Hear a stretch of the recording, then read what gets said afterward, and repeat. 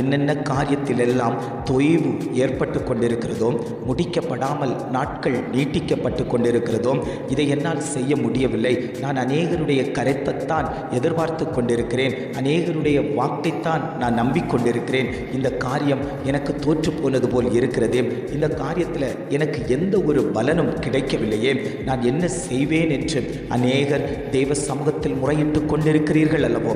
உங்களை பார்த்துத்தான் ஆண்டவர் சொல்கிறார், எந்த இடத்தில் எந்த காரியத்தை செய்து முடிக்கணுமோ அந்த காரியங்களை நான் செய்து முடிப்பேன். உன் பிள்ளைகளுடைய வாழ்க்கை பிரச்சனையை நான் நிறைவேற்றி தருவேன். திருமண காரியத்தில் ஒரு முடிவு வரும். கற்பத்தின் கனி உங்களுக்கு கிடைக்கும். உங்களுடைய கடன் பாரங்களுக்கு ஒரு முற்றுப்புள்ளி வைக்கப்படும். உன்னுடைய வியாதியை ஒரு மாற்றம் உண்டாகும்.